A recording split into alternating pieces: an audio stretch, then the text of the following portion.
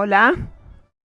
Bueno, no sé qué nos pasa hoy, que tenemos un delay a la hora de encontrarnos. Federico Ledesma, ¿estás por ahí?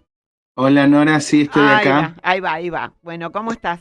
Bueno, ¿Qué tal? sí, Buenas tardes. antes que nada agradecerte la deferencia de que salgas en el programa porque sé que estás en medio de estar dando clases. ¿Dónde das clases? No, estoy tomando clase. ¿Estás tomando clases? ¿En dónde? Ah, En, en- tomando clases. Yo pensé que claro, estaba dando. porque a la vejez viruela se me ocurrió sacarme una espina que tenía pendiente de muchos años y me puse a estudiar Derecho. Ah, pero alucinante lo tuyo. Alucinante. Bueno, está. Eso es empezar con una buena noticia. El tema. Yo pensé que vos estabas dando algún tipo de clase en economía. Bueno, Federico, el informe AEFIP de Mesa Directiva Nacional informa del endeudamiento argentino fue llevado a la mesa de discusión de la CGT.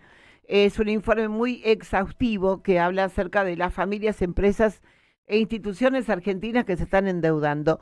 Empecemos un poco por qué, qué fue lo que saltó el alerta, porque ya hace tiempo que ustedes lo vienen trabajando y mirando, sobre este fenómeno que yo llamo, y creo que alguna otra gente también, algo así como la burbuja financiera.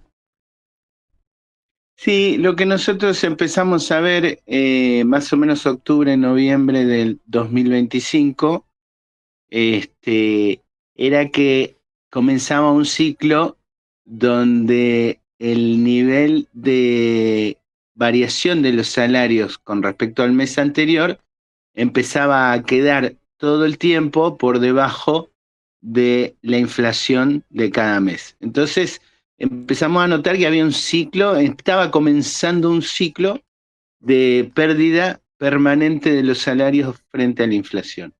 Este ciclo arrancó en septiembre del 2025. Para noviembre nosotros ya en el tercer mes consecutivo dijimos, bueno, ¿qué estará pasando acá? Y empezamos a explorar a ver qué podía estar generando esto en las familias. Y la primera hipótesis fue, bueno, se deben estar empezando a endeudar. Eso por un lado. Y por el otro lado, porque uno en los recorridos, en las oficinas, en las asambleas, empezaba a escuchar a los compañeros comentando el tema de la tarjeta de crédito, ¿no? La Ajá, dificultad y qué sé yo. ajá. Cuando viene el aguinaldo en diciembre, el chiste habitual era, bueno, yo ni lo voy a ver porque se lo lleva la tarjeta. Entonces, todas estas señales nos hizo prestar atención sobre el fenómeno y de ahí lo empezamos a estudiar. Bueno, algunos de los números son francamente impresionantes. Por ejemplo, la inflación acumulada entre noviembre del 23 y julio del 26 es del 328,59%. ¿Me explicás cómo es esto y la aspiración motosierrística del 0, no sé qué por ciento de inflación? No, bueno, esta es una acumulación de 30 y pico de meses, digamos, ¿no? Lo que va, Sí, nosotros lo pero, tomamos, pero hablamos, pusimos base 100 en noviembre y dijimos, bueno, vamos a ver este gobierno qué es lo que viene acumulando de inflación, considerando que es el caballito de batalla de ellos, ¿no? claro, Entonces, lo primero que nos llamó la atención fue, bueno, qué numerazo. Es un montón, es un obviamente, para una montón. gestión. Pero después, como uno sabe que no es lo mismo una cosa que otra cosa, comenzamos a mirar un poco los desagregados, o los agregados, mejor dicho, del índice, Ujú. que son varios. El índice es uno general, pero después si uno lo puede abrir y puede ver la educación, los alimentos y bebidas, el calzado o las tarifas. Y entonces empezamos a encontrar que en alguno de los agregados, por ejemplo, el peor de todos es vivienda, agua, electricidad y gas, que es lo que uno considera tarifas, y alquileres están acá, estaba arriba del 616%. Claro. Entonces ya esto es un montonazo. Ahí nos pasó lo mismo con la educación o con la comunicación, 452, 439. Lo que nos llamó la atención es que otros agregados, como por ejemplo el calzado, o los alimentos y bebidas estaban por debajo del promedio del 328. Entonces dijimos, qué curioso esto, ¿no? Que porque los agregados mayores los maneja el Estado. Las Claro. tarifas, la educación, la comunicación son aumentos que va fijando y autorizando el Estado. ¿Lo hace vía aumentos o lo hace vía quita de subsidios? Pero son decisiones políticas concretas. Vos sabés que hoy estaba escuchando, disculpame que te interrumpa, estaba escuchando un empresario lácteo, ¿no? Que decía que Sí, en otro momento la disputa se daba entre empresas lácteas, digamos, ahora la disputa por el consumo, que es lo que la gente compraba primero. Pero que ahora, así como la industria textil ya no compiten entre sí, ni la del calzado entre sí, sino que compiten el peso que tiene el trabajador, a dónde va el lácteo.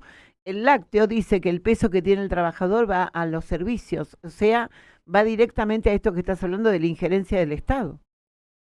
sí, claro.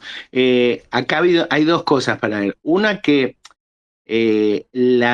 digamos, la distribución del ingreso que hacemos las familias en nuestros gastos cambió tremendamente, Claro, porque antes gastábamos mucho más en la recreación, la alimentación claro.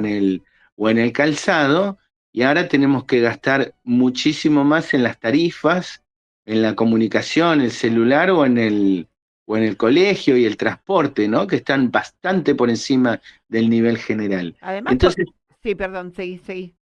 eso por un lado. Y por el otro lado, esto no es una casualidad, sino que es una decisión del gobierno, Claro. porque justamente los precios que más nos golpean son los que el gobierno maneja, ¿no? El tema de que el gobierno dice que este es un problemita entre privados, en donde el Estado no tiene absolutamente nada que hacer y se abre de gambas completamente con respecto al tema de las tasas, las financiaciones y el libre albedrío al que están, que están ejerciendo hoy las billeteras. ¿Cómo lo ves? ¿Qué podés decir al respecto? No, de ninguna manera, porque es una política esto, y es una política llevada a cabo por el gobierno. Primero, el pisar las paritarias y casi congelar los aumentos salariales es una decisión política. Segundo, comenzar a implementar una política selectiva de tarifazos que empieza a dar el poder adquisitivo es la segunda decisión del gobierno. Tercero, mantener un nivel de tasas muy por encima de lo que la inflación tiene mes a mes y muy por encima de lo que, por ejemplo, la ahorrista recibe por un plazo fijo en el Banco Nación, que recibe una tasa nominal anual del 19,25%, y los bancos pueden cobrarte un 110, 111 anual por una deuda en una tarjeta de crédito. Ese spread, esa diferencia que hay entre lo que obtiene la resta y lo que gana el banco, hasta un 70% real, también son decisiones de política del Estado, porque hay una definición del Banco Central de mantener tasas fuertes, supuestamente con el objetivo de bajar la inflación. Todas estas definiciones que hace el Estado hacen que las personas, las familias, para poder mantener un poco su nivel de vida, haya tenido que recurrir al crédito, el crédito vía las plataformas, el crédito vía las tarjetas de crédito o el crédito vía el banco con créditos personales. Entonces esto no es un problema, efectivamente uno toma el crédito con una entidad financiera particular, pero el contexto el que lo hace lo construye el gobierno. Estamos hablando de la formalidad, ¿no? Porque después, para cerrar, te quiero hacer una consulta acerca de lo que hoy decía el ministro de Seguridad de la provincia de Buenos Aires respecto de lo que ha agravado la situación de seguridad, el tema de la gente que cae en la usura barrial. Pero ahora vamos a números. Según el informe de AEFIP, Mesa Directiva Nacional, elaborado por el secretario de Asuntos Sindicales, Federico Ledesma, y su equipo, el 58,7% de la población adulta está endeudada. 4,7 millones de pesos es el saldo deudor promedio, según la estimación de datos del BCRA. Y deudores en mora casi 5 millones de personas. En mora significa gente que ya seguramente está en el veraz. O sea que Sí, ya... claro, sí, ah, es gente que no está cumpliendo los mínimos de sus vencimientos. pero tampoco va a poder hacer absolutamente nada con su vida crediticia futura, porque para salir de fácil entrar, muy difícil salir del veraz. Sí, claro, y esto está llevando a situaciones trágicas. nosotros hemos analizado también los microdatos de la encuesta permanente de hogares, del INDEC, y encontramos, además, que son aspectos de la misma situación. El 30% de los encuestados contestó que ya había gastado sus ahorros. Eso te iba a preguntar. El 14% además reconoce que le debe a cercanos, familiares o amigos. Hijos, tíos, sobrinos. Obviamente, claro. E incluso hay un 8%, que esto ya creo que es el fondo de la olla, ¿no? Que ha tenido que vender alguna pertenencia personal para pagar deudas, algún arito, alguna joyita, alguna cosita. Bueno, te iba a decir que juntos los únicos que están ganando guita en no sé si ganando guita, pero por lo menos están poniendo pauta en los medios de comunicación, son tu tasador, mi tasador de confianza, donde tenés que llevar la joya de la abuela.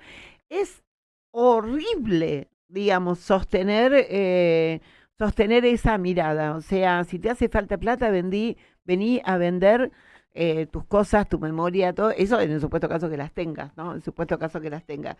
Pero digo, el auge de ese tipo de empresas, que cada vez que empresitas, pymes, de usureros, o yo no sé cómo se llama, el joyero que te compra a un precio normalmente vil de algo que además tiene un precio afectivo, también imposible de mensurar. Claro. Imposible de mensurar.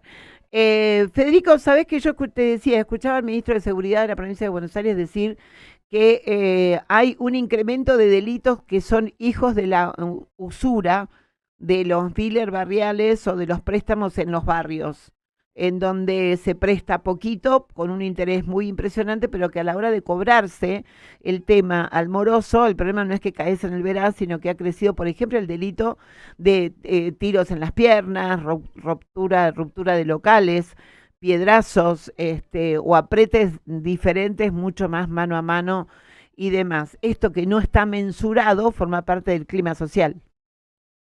Sí, claro, porque en definitiva lo que está mostrando el tema de la morosidad, que ya de por sí es un número bastante importante, es la enfermedad de fondo. Y la enfermedad de fondo es el endeudamiento general de todos los argentinos. Claro. Nosotros tenemos que 19 millones y medio de argentinos son deudores hoy en día. Prácticamente la mitad de la población tiene deudas. Y en algunos distritos la deuda es prácticamente toda la población. Por ejemplo, en la ciudad autónoma de Buenos Aires, el porcentaje de población adulta que tiene deuda es el 82%.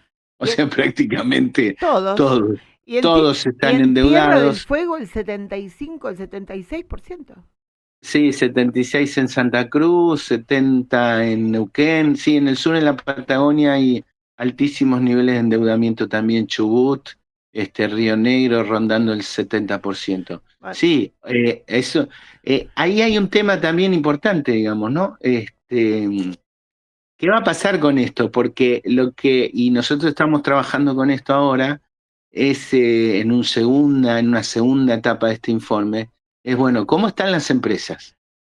Porque obviamente esta restricción del gasto de las familias hace que baje muchísimo el movimiento del consumo, digamos, ¿no? Por supuesto, es la teoría del derrame al revés. Sería exactamente. Y el 70% de la producción nacional la consumen las familias. Nosotros no somos grandes exportadores de producción. Somos exportadores de materia prima, más no de producción. Con lo cual, obviamente, este mismo proceso de endeudamiento está empezando a cogotar a las empresas también. Bueno, me está corriendo lamentablemente el top de las 19, tengo que irme a la tanda, pero quiero decirte que te agradezco muchísimo por haber compartido con nosotros los fundamentos de lo que es este material, que tiene además un título que me parece sumamente interesante al final, en la síntesis, que dice Ataque polimodal al salario. O sea, por todos los wines nos están pegando. Es la traducción callejera y bostera de lo que pasa con nuestro pobre salario. Muchísimas gracias, Federico. Volví a las aulas y me quedo con esa maravillosa noticia de que siempre hay tiempo para seguir estudiando. Muchas gracias. Gracias, Nora, muy amable.